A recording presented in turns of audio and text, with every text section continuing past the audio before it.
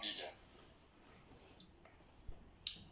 Clavado en aquella cruz, instrumento de tortura en el primer siglo, el Señor Jesucristo pronunció 7 frases que pueden ser consideradas y son, de hecho, 7 frases de amor para ti y para mí. Hay un significado profundo en cada una de ellas y te invito a que juntos meditemos en esta hora en cada una de estas 7 palabras. La primera la encontramos en Lucas capítulo 23, versículo 34. Lucas 23, 34 dijo el Señor, pronunció esta frase en oración a Dios: Padre, perdónalos porque no saben lo que hacen. Padre, perdónalos porque no saben lo que hacen. Todos nosotros necesitamos de perdón. Necesitamos en nuestras relaciones humanas con nuestros semejantes. Necesitamos que otros nos perdonen. Necesitamos también nosotros perdonar a otros hombres sus ofensas.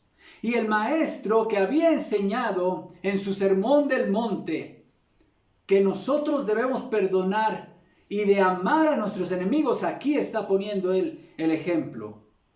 Pero ¿cuál es el alcance de esta oración del Señor? ¿En quién está pensando o por quién está pidiendo perdón Jesús? ¿Será por aquel centurión que le clavó sus manos sobre el madero?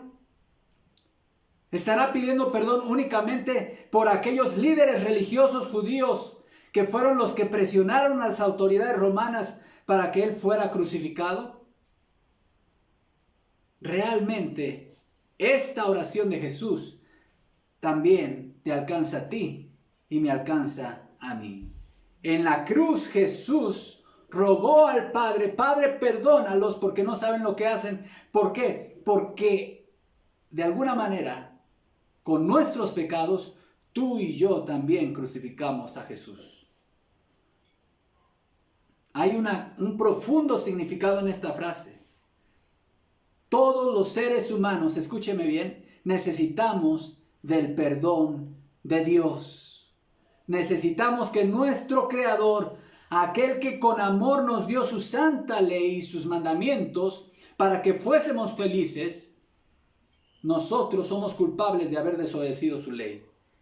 Y por eso somos constituidos pecadores y por eso necesitamos el perdón de Dios.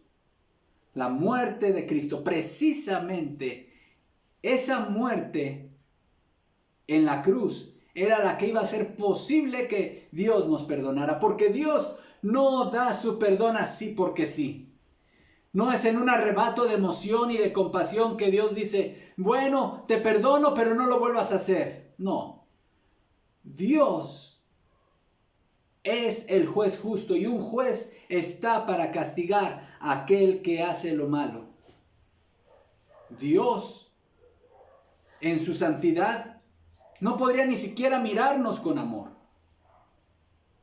mucho menos perdonar nuestros pecados, a menos que hubiera un sustituto que llevara el castigo por nuestros pecados. Y ese fue su propio Hijo Jesucristo.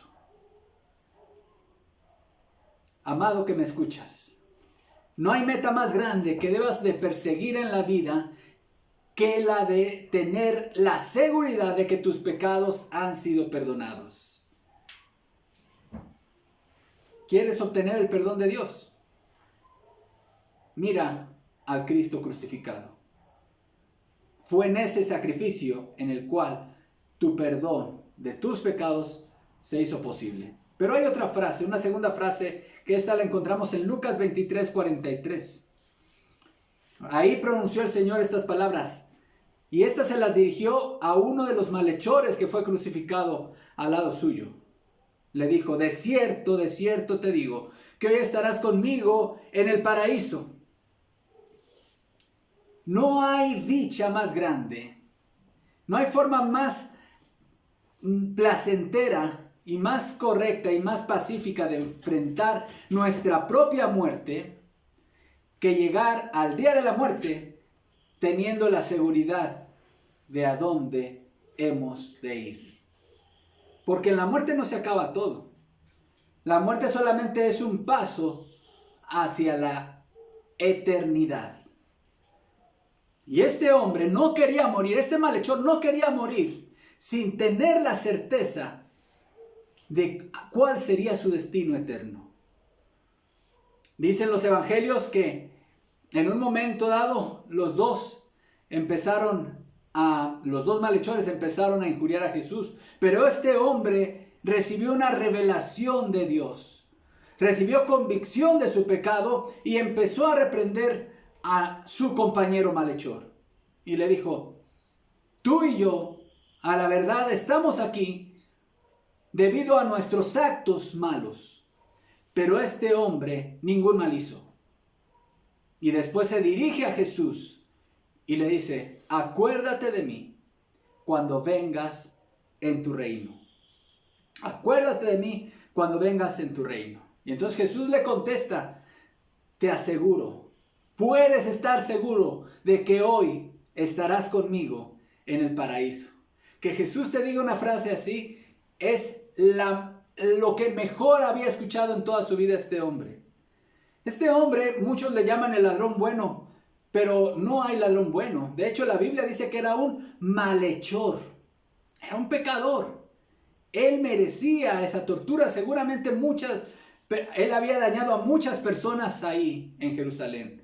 Había dañado a muchas personas y a muchas familias, y quizá algunos de las personas que habían sido afectadas por los actos malos de este hombre estaban ahí en la cruz diciendo: qué bueno que por fin se está haciendo justicia con este hombre.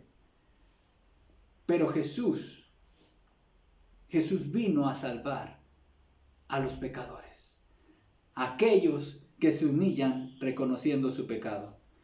Y este hombre reconoció que era pecador. Reconoció cuando dijo: nosotros a la verdad justamente padecemos porque recibimos lo que merecieron nuestros hechos. Y eso es un buen primer paso, porque ahora mucha gente en el mundo no se considera pecadora, no se considera digna de muerte. Nos gusta compararnos con otros que son más malos o que hacen pecados o obras malas más escandalosas que nosotros. Pero la Biblia dice que con un solo pecado estamos separados de la gloria de Dios. Y si somos honestos, no hemos cometido un solo pecado, sino que hemos ofendido la ley de Dios todos los días y muchas veces. Somos tan pecadores como este malhechor que estaba colgado a la derecha de Jesús.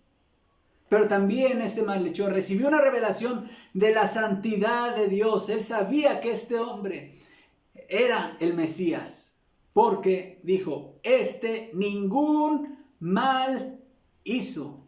¿De quién se puede decir eso? Eso no se puede decir ni de ti ni de mí.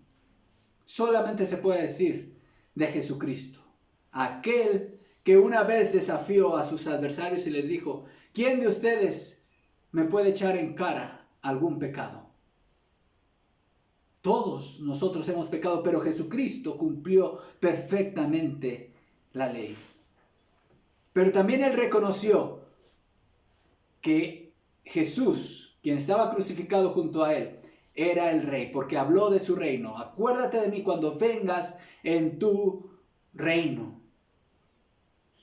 El hecho de que Jesús estuviera clavado en la cruz no fue un tropezadero no fue un impedimento para que este hombre reconociera la realeza de Jesús. Él sabía que este no era el fin de Jesús y por eso puso su fe en él. Yo te pregunto en esta tarde, ¿deseas gozar y tener la seguridad de a dónde irás cuando mueras? La respuesta está en la cruz de Cristo. Pon tu fe en Jesús. Mira la cruz, mírala con fe. No confíes en tus méritos. Este hombre no tenía más méritos que el de morir crucificado, pero puso su fe en Jesús. Hay otra palabra que pronunció el Señor en Juan 19:26. Les invito a ir a este pasaje, Juan 19:26.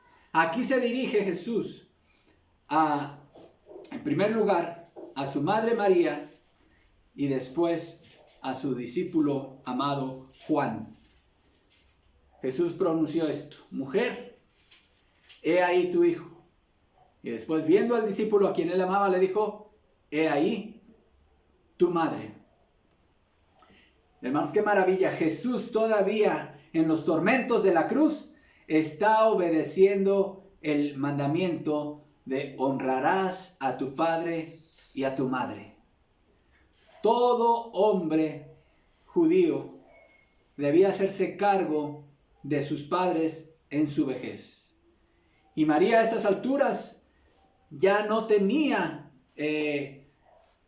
a José, su esposo, para su mantenimiento. Pero él está encargando la vida de María a su hijo, a su discípulo Juan. ¿Qué está haciendo Jesús con esto? Obedeciendo la ley de Dios.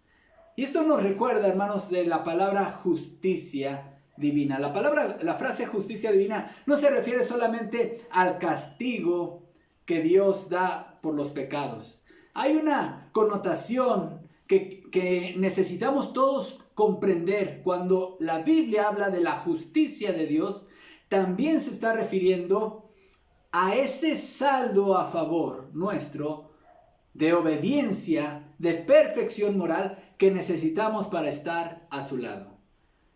La justicia de Dios es la obediencia perfecta a la ley de Dios que mostró nuestro Señor Jesucristo durante su vida. Y esa obediencia perfecta, Dios nos la transfiere a nosotros por fe. ¿Quieres gozar de una relación con Dios por toda la eternidad? No trates de construir tu propia justicia, porque nunca podrás tener tu propia justicia. Mejor confía en el Jesús, en el Cristo crucificado, el cual en la cruz del Calvario se hizo una transferencia. Tus pecados fueron atribuidos, fueron transferidos a Jesús, y su justicia nos es transferida a nosotros. ¡Qué maravilla! ¡Qué bendición! Pasemos a la cuarta palabra. Esta está en Mateo 27, 46. Aquí es una oración a Dios.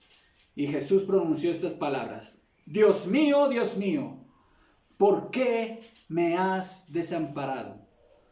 Estas son las palabras del Salmo 22.1, un salmo mesiánico.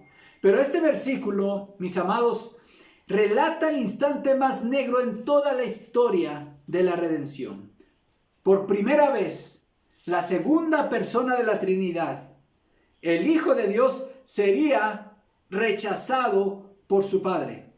En este momento, Cristo está cargando el pecado y la culpa de los pecadores sobre sí mismo. Y el Padre Santo, le está dando la espalda. Este instante es justamente esa copa de la cual Jesús rogó en el huerto de Getsemaní, que le dijo: Padre, si es posible, pase de mí esta copa. ¿A qué se refería? ¿A los clavos? ¿A los latigazos? No, se refería al castigo por nuestros pecados. Él sabía que en la cruz iba a ser derramada la santa y justa ira de Dios sobre él.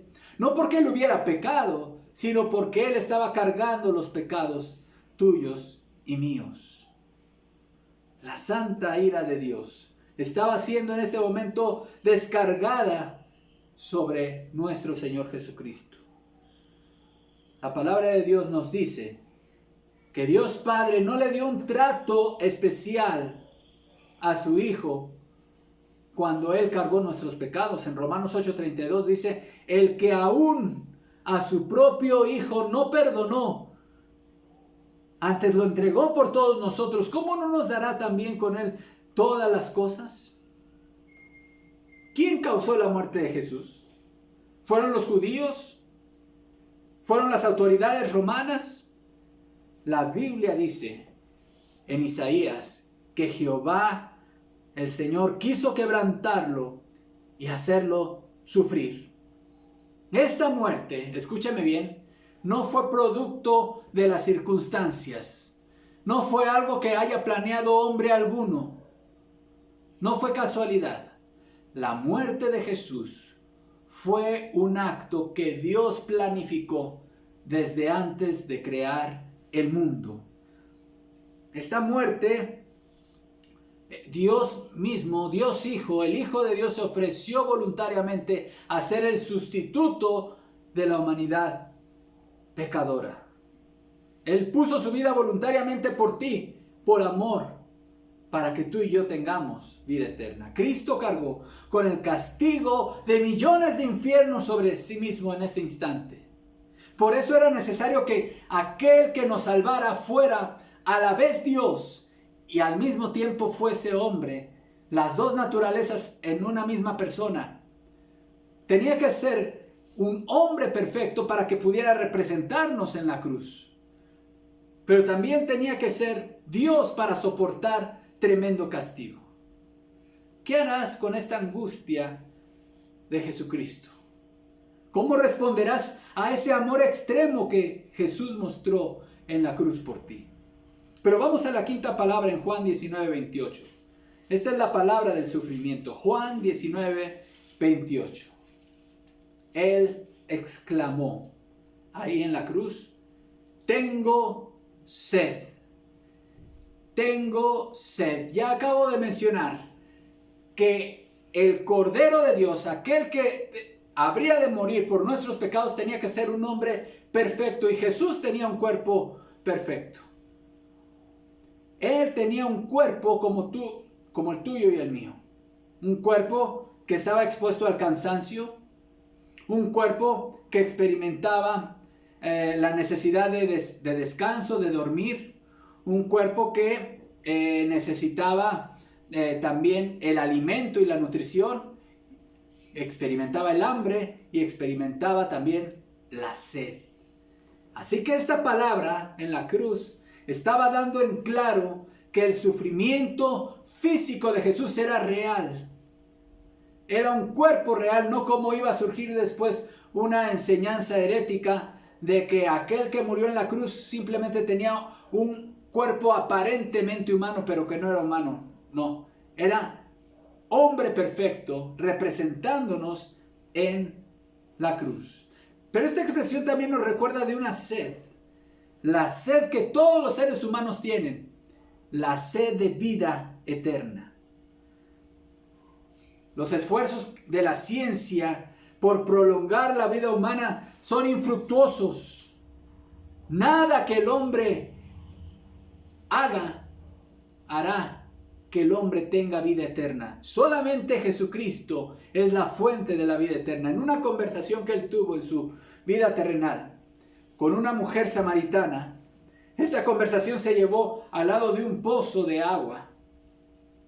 Y Jesús le dijo: el que beba de esta agua volverá a tener sed. Se refería al agua del pozo.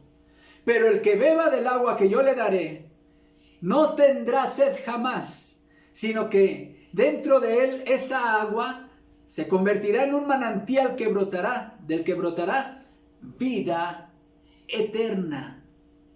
Noten la respuesta a las palabras del Señor Jesucristo sobre esta sed humana.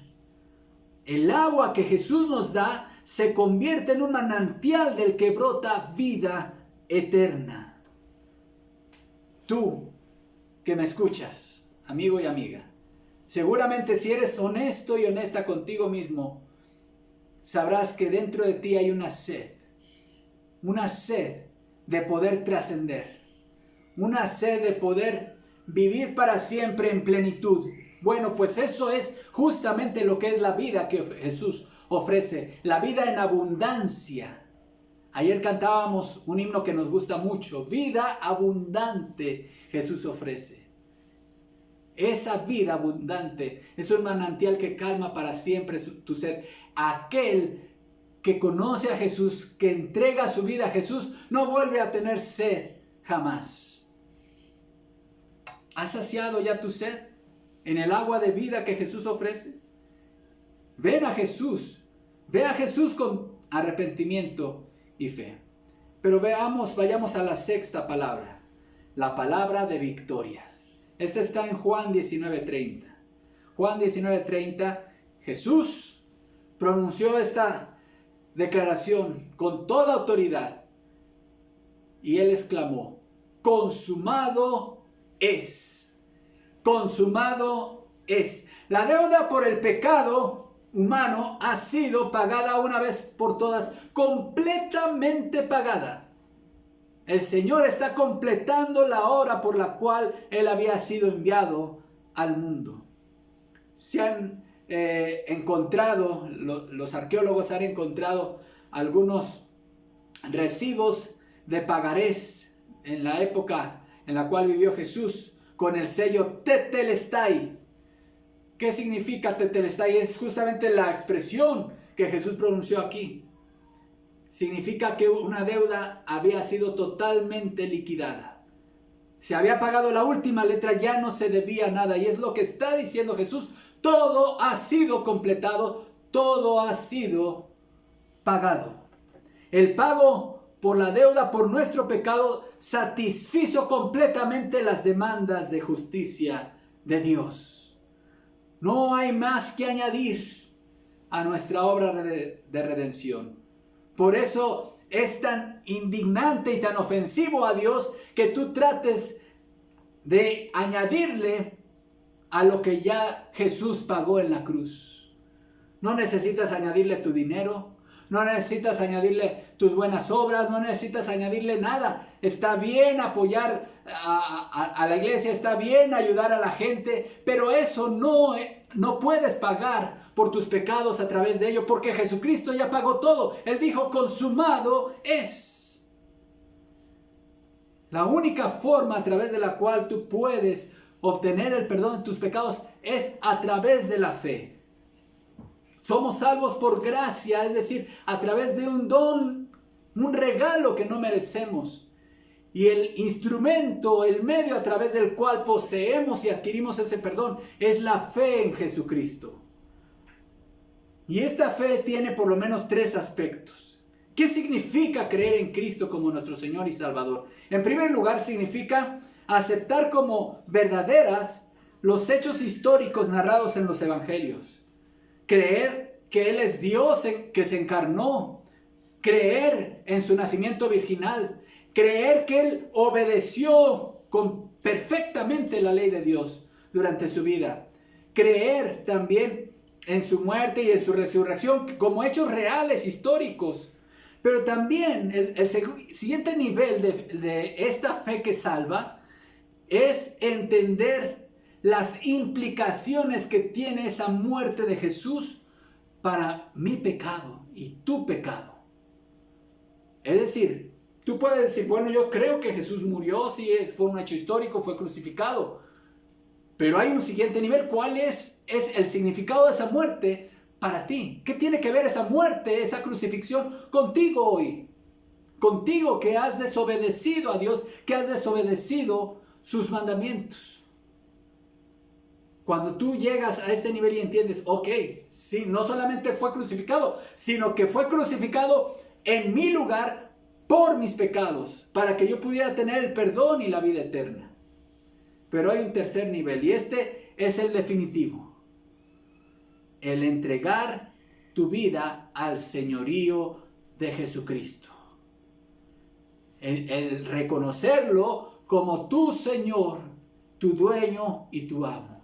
¿Por qué? Porque Jesús no nada más está haciendo una gestión impersonal, en donde tú llegas y dices: bueno, vengo aquí a recibir el perdón de mis pecados, pero no quiero tener ninguna relación contigo. Eso no es. Jesús te quiere a ti. Quiere darte el perdón, pero también te quiere a ti. Quiere tenerte como su hijo, como el que dirija. Jesús quiere dirigir tu vida, quiere ser tu Señor, quiere entrar en una relación personal contigo. No solamente te pide que creas en Él, Él te pide que lo sigas y que andes con Él. ¿Qué harás con este pago que Jesús hizo por tus pecados? Pero vamos a la séptima palabra, la palabra del contentamiento. Lucas 23:46. Jesús oró: Padre, en tus manos encomiendo mi espíritu. Padre, en tus manos encomiendo mi espíritu. Amados, solamente hay dos formas de morir. Solamente hay dos maneras de morir. Morir con esperanza o morir sin esperanza. Estaba leyendo unas estadísticas del país de España. Y decía este artículo que en España la estadística argumenta que alrededor del 20% de los funerales en España ya no son religiosos.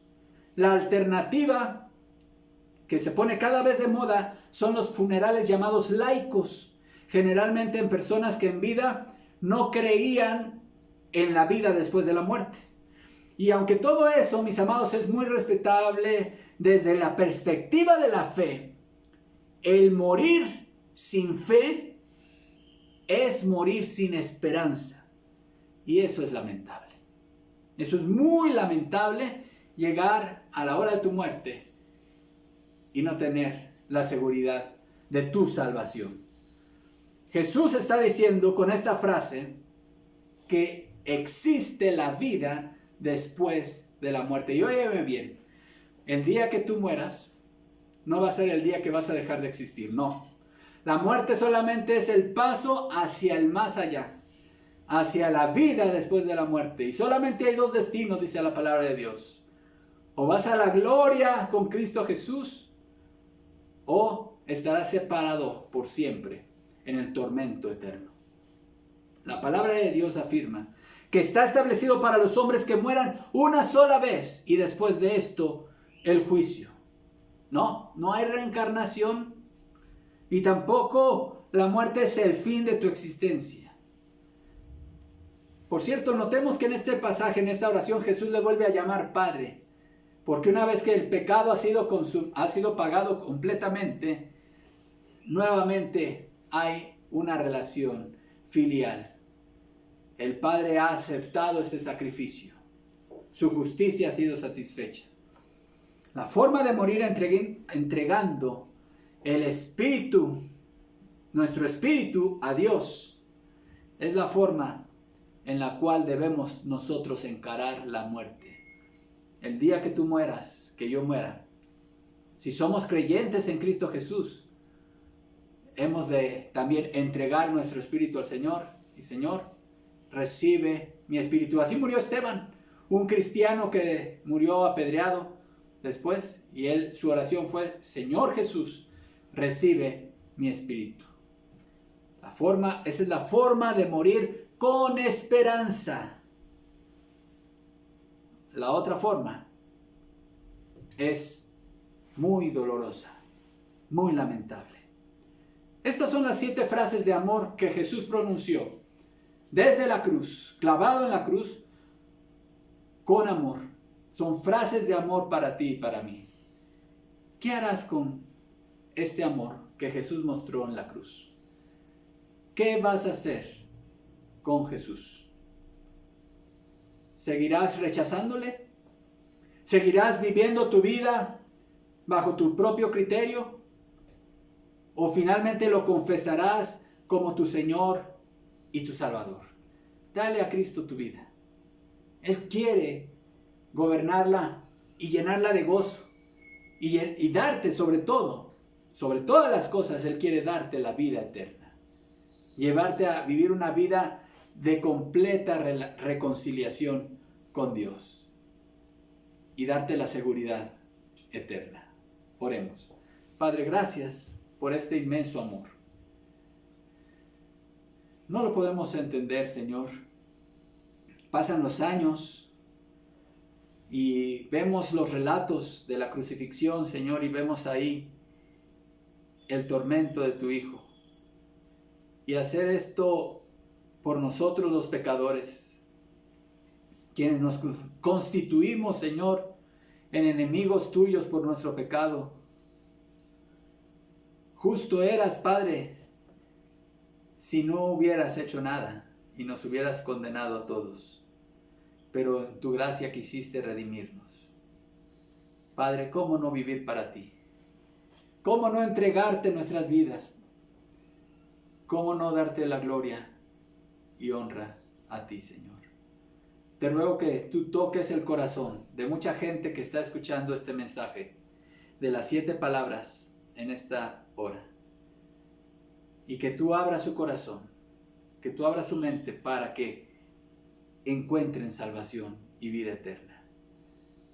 Padre, que mucha gente el día de hoy crea en ti y te confiese como su único y suficiente Salvador personal. Te lo rogamos todo en Cristo Jesús. Amén. Si tu deseo es entregar tu vida a Cristo, creer, poner tu fe en Él y confesarlo como tu Señor y Salvador, contacta a aquellos que te invitamos a esta reunión. Escríbenos a la iglesia en Facebook, déjanos un mensaje y haznos saber esta decisión que ha puesto el Espíritu Santo en ti de entregar tu vida a Jesús, y que Dios te bendiga.